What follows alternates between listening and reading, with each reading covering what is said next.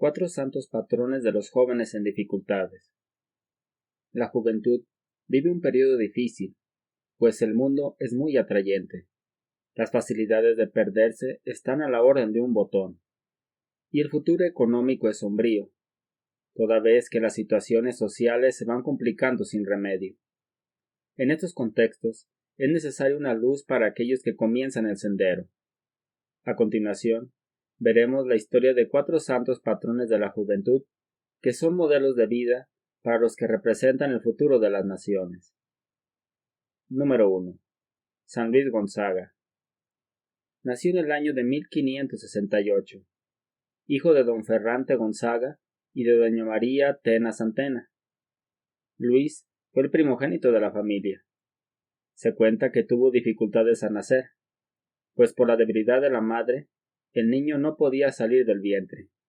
Ella, en ese estado, invocó a la Virgen, y de inmediato el niño salió bien librado del parto. Fue un niño muy dócil y tierno, pero su padre, que era soldado, no soportaba la actitud inocente de su retoño, por lo que entre los 4 o 5 años fue llevado por su padre al ejército. Al principio, el niño Luis se dejó manipular por el ambiente, al grado tal que empezó a decir palabras altisonantes, que aunque no las comprendía, las decía. Pero uno de los que lo cuidaban le dijo que no era correcto decir eso, y se lo explicó. Entonces, él decidió no volver a decir esas malas palabras. Comentaba el mismo Luis que a los 7 años comenzó a rechazar el ambiente pecaminoso de los soldados, buscando más la oración y el recogimiento. A los 8 fue enviado a la corte de Florencia para que se preparara para ser un caballero moderno. Pero entre más contemplaba el mundo, más se alejaba de él, y en su adolescencia comenzaba a orar con más insistencia, a hacer penitencia, y hasta llegó a consagrar su virginidad, pues quería entregarse por completo a Dios. A los 12 años fue trasladado a otro ducado para que se siguiera formando, pero él se sentía más atraído a las cosas de Dios. Pero a pesar de los placeres, lujos y poder que le rodeaban, él no se dejó llevar por el brillo opaco de un mundo sin Dios, fortaleciendo su interior con muchas penitencias y oraciones. En esas fechas conoció al cardenal San Carlos Borromeo, que lo exhortó a que comulgara, pues nunca lo había hecho. Se confesó con diligencia y comulgó con mucha devoción y cuidado. A partir de ese día, con la ayuda de los sacramentos, la fortaleza espiritual de San Luis creció en demasía. En 1581, el rey Felipe II lo hizo ministro del príncipe don Diego, esforzándose por servir bien, y además comenzó a estudiar con esmero, lógica y filosofía, sin descuidar sus obligaciones espirituales. En 1584, cuando tenía 16 años, decidió ingresar en la Compañía de Jesús. Su padre se negó, y junto con él, muchos de su círculo cercano, que le aconsejaban que no lo hiciera. Pero él estaba decidido, y para esto oró, hizo penitencia, para que su santa rebeldía fuera aceptada por su padre, que eventualmente cedió, a lo cual el joven Luis ingresó a la compañía. Su vida en la compañía fue de una luz tan grande y admirable para aquellos que convivieron con él, fortaleciendo su vida sirviendo a los demás, al grado tal que sus propios hermanos le miraban como un ejemplo a seguir. En 1591, cuando tenía 23 años, una terrible peste invadió Italia, y el mismo Luis se ofreció a cuidar a los enfermos que por su complicada situación nadie quería atender. A raíz de este acto heroico contrajo la enfermedad, la cual lo hizo padecer por más de 3 meses. En sus últimos días se confesó, comulgó, oraba y besaba el crucifijo. El último día pidió que lo acostaran en el piso. Pasó así sus postreros momentos, agradeciendo a Dios, para que al final ingresara al corazón de Dios el 20 de junio de 1591. Número 2. San Juan Bosco. Nació el 16 de agosto de 1815 en Becchi, en un pueblo cercano a Turín, en Italia. A los 9 años, tuvo un sueño profético formativo, sobre cómo debería educar y buscar el bienestar de los jóvenes a su cargo. En ese sueño, observó muchos niños que jugaban y blasfemaban. Él se abalanzó a golpearlos, exigiéndoles que se callaran y respetaran a Dios, no logrando nada con estas acciones. En eso, él relata que se le apareció un hombre con rasgos poco definidos, pero celestiales, que le llamó a que se colocara enfrente de los jóvenes. Después le dijo que no era con golpes como se resolvían estos problemas, sino con mansedumbre y caridad. Con eso les ganaría su amistad. En ese sueño don Bosco le dijo que eso era imposible. Pero el Señor le dijo que precisamente porque esas acciones humanamente son imposibles, debes de alcanzarla con obediencia y adquiriendo la ciencia necesaria para poder alcanzar este objetivo. Al preguntarle su identidad, Jesucristo le mostró a la Virgen María. Ella le tomó sus manos y le mostró que aquellos jóvenes se habían convertido en diferentes animales, como perros, gatos u osos, a los cuales, al decirle su misión, esos animales salvajes se convirtieron en mansos corderos que danzaban alegres alrededor de ellos. Después de este sueño, él se dedicó más a las cosas de Dios. Buscó ser sacerdote, y después de muchas vicisitudes, se ordenó en 1841. De inmediato notó que la revolución industrial que estaba surgiendo en Italia había creado núcleos de pobreza en las orillas de las ciudades, debido a la migración de campesinos a las zonas urbanas en busca de oportunidades. Pero al ser tantos, generaron polos de población con muchas carestías. Entre estos estaban muchos jóvenes que vivían en una pobreza extrema, en ignorancia y en delincuencia.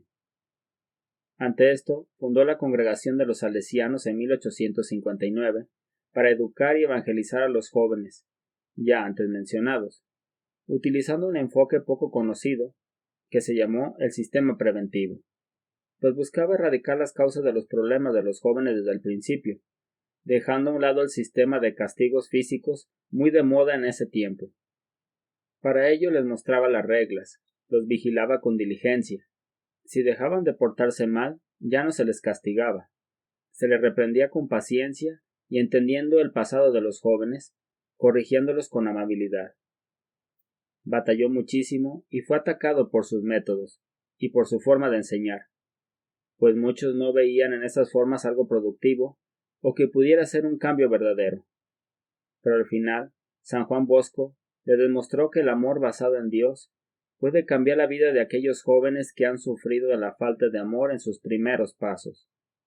Pues la mayoría de los jóvenes que atendió cambiaron su vida, dándoles profesiones y modos honrados de vivir, generando frutos de paz en una época marcada por la explotación y la avaricia de los poderosos que olvidan a los jóvenes y a sus familias por seguir sus propios intereses. Número 3. Domingo Savio. Nació el 2 de abril de 1842 en Riva, en Italia. A los 5 años sirvió como monaguillo en una iglesia en Murialdo. A la edad de 7 años, debido a su preparación y madurez, hizo su primera comunión, resolviéndose en varios propósitos que los plasmó por escrito, como confesarse y comulgar frecuentemente, el de santificar las fiestas, hacerse amigo de Jesús y de María, y evitar el pecado hasta el punto de preferir perder la propia vida antes de hacerlo. En la escuela mostraba diligencia, rectitud, honor y sacrificio que dejaba impactados a todo aquel que convivió con él. A los 12 años entró en el oratorio de Baldoco, de Turín, administrado por San Juan Bosco, para poder estudiar latín. A los 6 meses de su ingreso, escuchó un sermón de don Bosco sobre la austeridad y el sacrificio, que lo inspiró a renovar y seguir con más fervor los propósitos planteados con anterioridad, en el día de su primera comunión. A partir de ese momento, incrementó la oración y la penitencia, a lo cual don Bosco encauzó con sabios consejos. Cuando tenía 14 años, escribió un reglamento, que San Juan Bosco atenuó, modificó y aprobó. para así, el propio Domingo Sabio, poder fundar la Compañía de la Inmaculada. Su paso por el oratorio fue breve, emanando una gran luz de paz y ejemplo, que modificó y edificó a muchos en la vida interior de ese instituto. Poco después, Domingo Sabio comenzó a enfermarse del pulmón. Los médicos de ese entonces le administraron una sangría que le debilitó aún más. En sus últimos días le pidió a don Bosco la unción de los enfermos. Debilitándose cada vez más, en su último trance, intentó incorporarse murmurando: «¡Qué maravilla estoy viendo!». Después de decir eso, ingresó al corazón de Dios el 9 de marzo de 1857. Tenía 14 años. Número 4. Carlo Acutis. Nació el 3 de mayo de 1991 en Londres.